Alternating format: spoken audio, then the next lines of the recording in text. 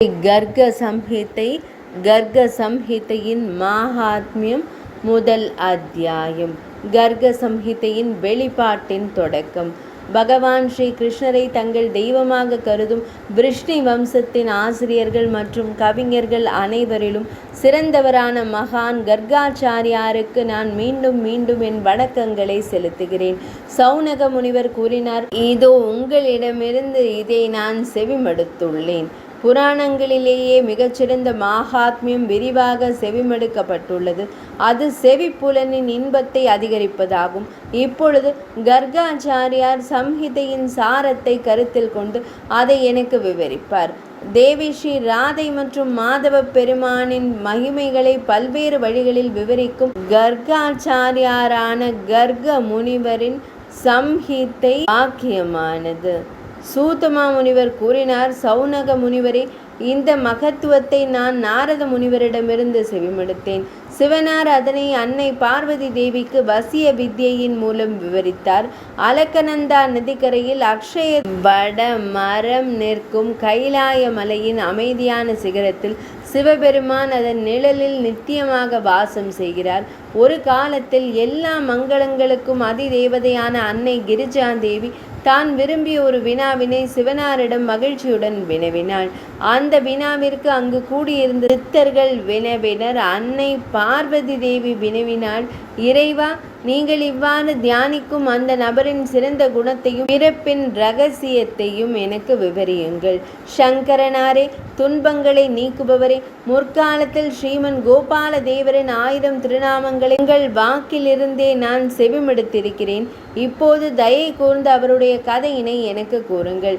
மகாதேவர் கூறினார், சர்வமங்களா தேவியே, தேவி ராதையின் பதியான பரமாத்மாவான கோபால கிருஷ்ணரின் கதை கர்க சம்ஹிதையில் விவரிக்கப்பட்டுள்ளது. அங்குதான் கூறப்பட்டிருக்கிறது. அன்னை பார்வதி தேவி வினவினால், பல சங்கர புராணங்களும் சம்ஹிதைகளும் உள்ளன.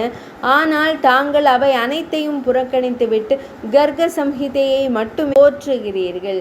அதில் விவரிக்கப்பட்டுள்ள இறைவனின் தெய்வீக விளையாட்டு எது என்பதை விரிவாக விளக்குங்கள். முற்காலத்தில் இந்த சம்ஹிதையை இயற்ற கர்க முனிவருக்கு யார் உத்வேகம் அளித்தார்? இறைவா, இதனை செவிமடுப்பதால் என்ன புண்ணியம் கிடைக்கிறது? என்ன பலன் எட்டப்படுகிறது?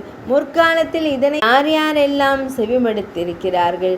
இறைவா, இவை அனைத்தையும் எனக்கு கூறுங்கள். சூதர் கூறினார், தன் அன்பிற்குரிய அன்னை பார்வதி தேவியிடமிருந்து அத்தகைய கூற்றை செவிமடுத்ததும் மகேஸ்வர பெருமானார் முக்கண்ணனார் மகிழ்ச்சி அடைந்தார்.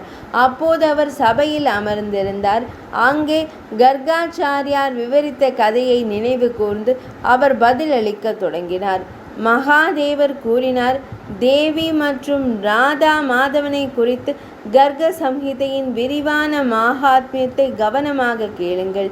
அது பாவங்களை அழிப்பதாகும். பகவான் ஸ்ரீ கிருஷ்ணர் பூமிக்கு அவதரிக்க நினைத்த சமயத்தில் பிரம்மதேவரின் வேண்டுகோளின்படி முதலில் தனது குணாதிசயத்தை தேவி ராதையிடம் விவரித்தார். பின்னர் கோலோகத்தில் அழகிய அரவமான ஆதிசேஷன் அந்த கதையினை செவிமடுக்க வேண்டினார். பின்னர் பகவான் மகிழ்ச்சியுடன் தனது முழு கதையையும் மீண்டும் அவர்களிடம் கூறினார்.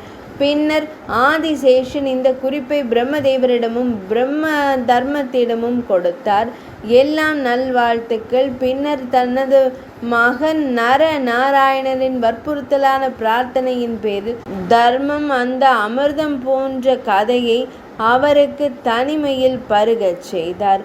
மீண்டும் நாராயணர் தர்மத்தின் வாக்கிலிருந்து செவிமடுத்த பகவான் ஸ்ரீ கிருஷ்ணரின் குணாதிசயங்களை பக்தியுள்ள நாரத மாமுனிவரிடம் கூறினார். பின்னர் அவர் வேண்டினார். ஆனால் நாரத மாமுனிவர் நாராயணரின் வாக்கிலிருந்து தாம் பெற்ற அனைத்தையும் உள்ளடக்கிய ஸ்ரீ கிருஷ்ண சம்ஹிதையை கர்காச்சாரியாரிடம் கூறினார்.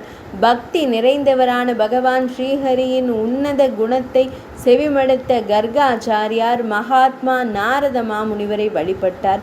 மலைகளின் மகளே, பின்னர் காலம், நிகழ்காலம், எதிர்காலம் ஆகிய 3 உலகங்களையும் அறிந்த நாரத மாமுனிவர் பின்வருமாறு கூறினார். நாரத மாமுனிவர் கூறினார், கர்காச்சாரியாரே, பகவான் ஸ்ரீஹரியின் புகழ்பெற்ற கதையை நான் தங்களுக்கு சுருக்கமாக கூறியுள்ளேன். அது ஸ்ரீ வைஷ்ணவர்களுக்கு மிகவும் பிரியமானது. இப்பொழுது நீங்கள் அதனை விரிவாக கூறலாம் என்று கூறினார். விவரிப்பா என்றுரைத்தார். விபோ, அனைவரின் விருப்பங்களையும் பூர்த்தி செய்து பகவான் ஸ்ரீ கிருஷ்ணரின் பக்தியை எப்போதும் அதிகரித்து எனக்கு மிகவும் பிரியமானதாக தோன்றும் இத்தகைய மிக அற்புதமான ஒரு சாஸ்திரமான சாத்திரத்தை தாம் இயற்றினீர். விபேந்திரரே, என் கட்டளையின் பேரில் எல்லா சாஸ்திரங்களிலும் சிறந்ததான ஸ்ரீமத் பாகவதத்தை ஸ்ரீ கிருஷ்ண துவைபாயன வியாசர் இயற்றினார். பிரம்மதேவரே, நான் பகவத்கீதையை பாதுகாப்பது போலவே தாம் இயற்றிய சாஸ்திரங்களையும் பகுலாஸ்வ மன்னனுக்கு ஓதுவேன். இவ்வாறு ஸ்ரீ சம்மோகன தந்திரத்தில் அன்னை பார்வதி தேவிக்கும் மகாதேவரான சங்கரனாருக்கும் இடையிலான ஆடலில் கர்க சம்ஹிதையின் பெருமையை குறித்த முதல் அத்தியாயம் இனிதே நிறைவடைந்தது.